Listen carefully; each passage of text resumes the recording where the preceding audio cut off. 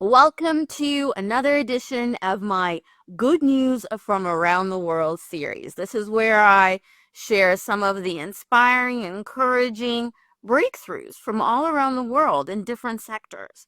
Whether we're talking about health or space or, workplaces, the collaborative efforts of human beings all around the world are generating incredible results for the well-being of the planet, for human beings, for animal life, for nature, and every other topic I touch on in this series. If you're new to this series, I highly encourage watching all of the episodes. There's a lot of good happening in the world that you can focus on. And something really fun happened from my May edition of my Good News from Around the World series. In that episode, I talked about some really encouraging work that was being done in the UK and, thanked the bees for all of that they do for, our ability to eat, to consume food.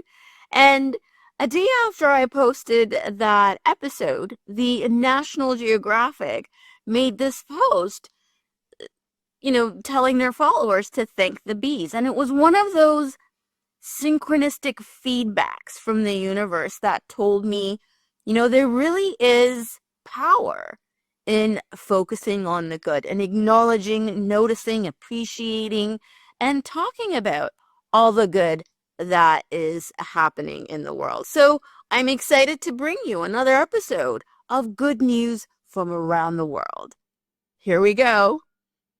For my first good news for June 2025, Canada has launched its nationwide universal Pharmacare program, with the government of Canada signing and finalizing its agreements with Manitoba, the province of British Columbia, my province, Prince Edward Island, and the Yukon so far, to provide a universal single-payer first dollar access to prescription medications. This program provides a free contraceptives and diabetes medication to eligible patients with no copayments or deductibles. This coverage will give over 9 million Canadians reproductive freedom and better access to contraception, and also provide the, about 3.8 million people diagnosed with diabetes with free access to a medication and supplies. Now, although the United Kingdom, New Zealand, Australia, and most of the countries in the European Union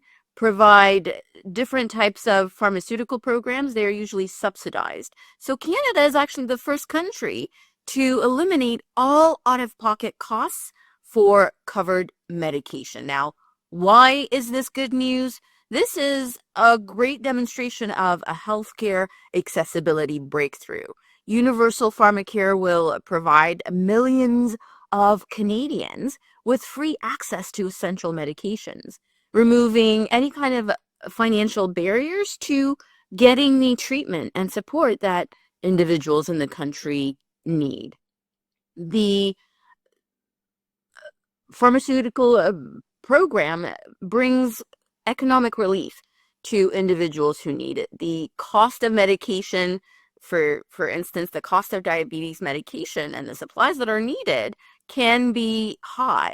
So providing this kind of, free coverage can really support the economical well-being of individuals. Like I said, this is the first of its kind in the world, so it provides a model to providing a national pharmacare programs to other countries who are looking to better serve their citizens in the healthcare sector. Australia has set workplace gender equality targets mandate. Australian employers with 500 or more employees are now required to set, report on, and achieve or improve measurable gender equality targets every 3 years under the new federal legislation. So employers must select 3 targets from a menu of 19 numeric and action-oriented goals, with at least one target being a numeric, covering areas like reducing the gender pay gap and introducing new programs on gender equality. This legislation makes Australia another country like those in the EU to promote or to introduce legislative-driven action to achieve gender equality in the workplace. So why is this good news? I'm going to say this, as many times as needed, but accelerated workplace equality is a win-win for everyone. So specific measurable targets with accountability mechanisms woven into the legislation will drive a faster progress on gender equality than voluntary approaches have been doing so far. So this creates real change in the workplaces that are, governed by these types of legislation. So it also increases the economic growth potential of the country. So this actually affects 2,000 private and public companies, which, includes millions of employees. So the performance of these companies can be expected to improve because of what the data says about achieving gender parity in the workplace. So Australia is joining a kind of a global leadership in achieving, realizing, ensuring that gender equality and gender parity are achieved in workplaces. For our third good news, the Yurok tribe, which had 90% of their territory taken during the California gold rush in the mid-1800s, has regained nearly 189 square kilometers, 73 square miles of ancestral forest land along the Klamath River in Northern California, more than doubling their land holdings and marking the largest land-back conservation deal in the state's history. The 17,000 acres composes the final parcel of a $56 million or 47,097 acre land transfer that effectively doubles the current land holdings of the Yurok tribe. Now, why is this good news? It's obvious this land return represents one of the largest acts of restorative justice for Indigenous communities in the California region, which is a key step to healing. So it's an act of restorative justice that can be modeled by other communities. Now, the return lands include redwood forests that help promote climate wellness and provide a crucial habitat for endangered species like the marbled murrelet, Humboldt marten, and the northern spotted owl. The tribe plans to restore the landscape through traditional stewardship methods such as controlled burns, prairie restoration, and invasive species removal and tree planting, all of which are efforts that will also create jobs for the tribe's 5,000 members. Additionally, Blue Creek, which is a cold water tributary just 16 miles from the mouth of the river, is now protected because of how the tributary provides an essential place for salmon and steelhead to cool off before heading further upstream to spawn. So a win for the community is a win for that region in many different ways. Researchers at ETH Zurich have developed an astonishing new material, a printable gel that's alive, infused with ancient cyanobacteria. This photosynthetic living material not only grows, but also removes carbon dioxide from the air twice over. The bacteria use sunlight to produce biomass and simultaneously trigger mineral formation, which locks carbon away in a stable form. In lab tests, the material bound carbon dioxide continuously for over 400 days, achieving sequestration rates of up to 26 milligrams of carbon dioxide per gram, outperforming many existing biological and mineralization approaches. So why is this good news if my excitement isn't showing it? This breakthrough offers a passive, low-energy method to capture and permanently store atmospheric carbon dioxide, providing a scalable solution that requires only sunlight and nutrients to function. Revolutionary carbon capture. This is my favorite kind of good news. So living architecture potential It's demonstrated by this, the material can be shaped using 3D printing and could help store carbon dioxide directly in buildings in the future, turning construction materials into active climate solutions. The invention demonstrates dual function innovation. The material both removes carbon from the air and strengthens structurally over time as minerals form, creating self-reinforcing building materials that improve with age. The real-world application of this is underway at the Venice Biennial, the largest printing structure measuring more than 3 meters in height, can capture up to 18 kilograms of carbon dioxide a year, making it as efficient at carbon capture as a 20-year-old pine tree. Amazing.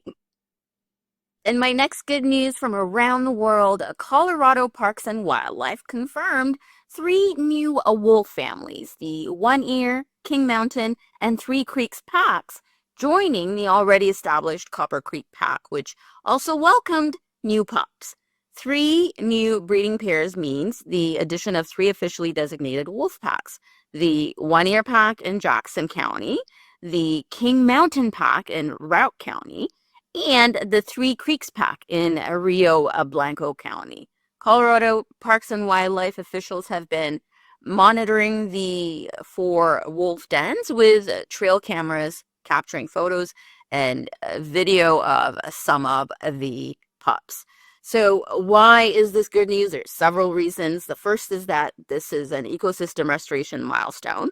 The successful breeding of multiple wolf packs marks a crucial step in restoring the natural predator-prey balance that has been missing from Colorado's ecosystem for over 80 years. So this is a huge win in that regard. This also showcases biodiversity recovery.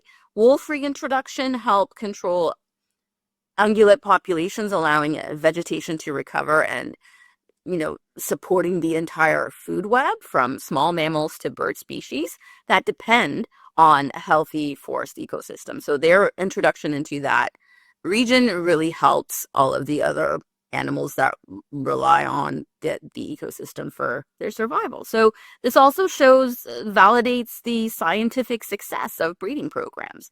This was a voter-mandated reintroduction program, and it was biologically successful, showing the value of both, the democratic process in this regard, as well as the conservation efforts that bring about these kinds of results. So it demonstrates how communities can really successfully restore animals, apex predators, and provides a template for wildlife restoration and ecosystem protection that can be replicated all around the globe. So congratulations, Colorado.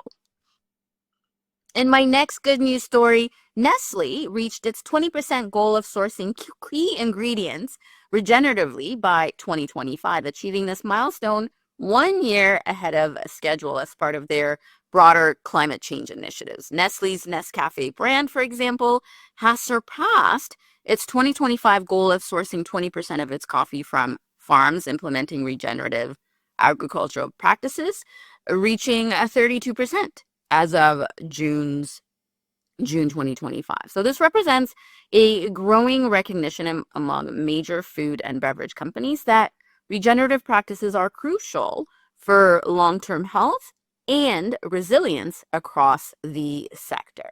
So why is this good news? The soil health restoration and regenerative agriculture practices are well known. These practices restore soil carbon, improve water retention, and reduce erosion, creating healthier farmland that can better withstand climate impacts. So it's a practice that promotes health in multiple ways. This also shows corporate accountability in action. A major multinational corporation like Nestle exceeding its sustainability commitments ahead of schedule like this demonstrates that ambitious environmental goals are achievable at scale through a strategy, collaboration, and partnership. The News also shows that supply chain transformation is underway. Nestle's success encourages farmers worldwide to adopt regenerative practices, creating a ripple effect that can transform agricultural systems globally. This also is a step that mitigates or promotes climate wellness. Regenerative agriculture sequesters carbon in soil, contributing to climate change mitigation while improving agricultural productivity and resilience. So, congrats to Nestle, and thank you for demonstrating what corporate responsibility on the ecological front can look like. Vertical farming and hydroponics continue to expand, offering controlled environments for year-round cultivation with a significantly reduced water usage. We're talking up to 90% less than traditional methods. Innovations in system design, nutrient delivery technology, and the use of sustainable growing media like coconut coir are boosting yields and profitability across the sector. Why this is good news? So, water conservation is an important focus right now. Vertical farming's 90% water reduction represents a revolutionary approach to sustainable food production, especially in places where water availability is limited. Vertical farming offers a sustainable solution for year-round cultivation of food.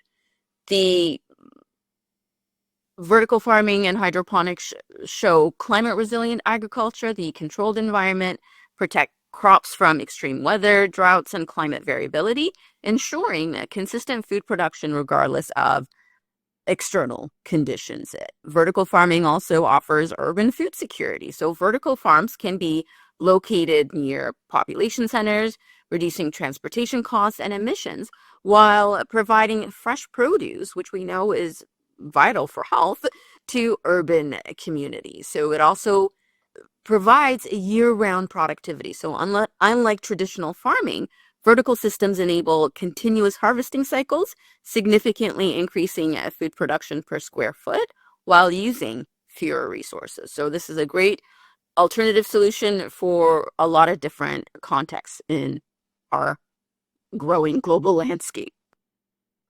The World Economic Forum's Fostering Effective Energy Transition 2025 report indicates a rebound in clean energy progress. In 2025, 65% of countries improved their energy transition index, their ETI scores, with 25% or 28% rather, advancing across all core dimensions: security, sustainability, and equity. Nordic countries, Sweden, Finland, Denmark, Norway, Switzerland lead the index due to strong policy commitment, infrastructure, and diversification into clean energy, while emerging Europe and emerging Asia showed the biggest gains. Why this is good news?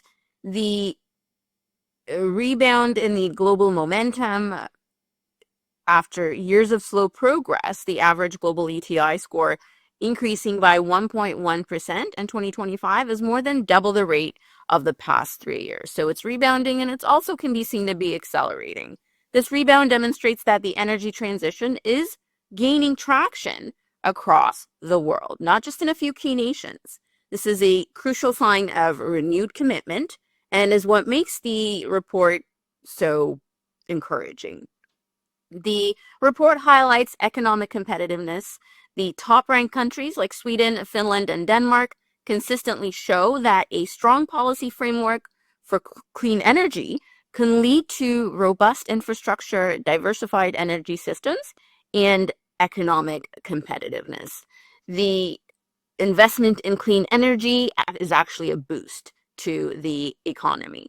The fact that nearly 2/3 of countries on the planet improve their ETI score shows that the transition is a widespread global effort. There is mass adoption of the initiative to moving to clean energy. Emerging economies are showing strong performance, with emerging Europe leading in readiness and emerging Asia leading in investment. This demonstrates that the energy transition is not limited to developed nations. In some space good news, NASA's Curiosity rover found calcium solvent veins in Mars's boxwork terrain, suggesting groundwater persisted much longer than previously believed. Additionally, the Perseverance rover detected clay-bearing bedrock on the Jezero crater rim, indicating ancient water activity and potential for preserving organic materials. These findings could reshape timelines for Mars's habitability and climate evolution. So why is this good news? This gives us new insight into general planetary evolution. These findings provide detailed and mineralogical account of Mars's climate evolution.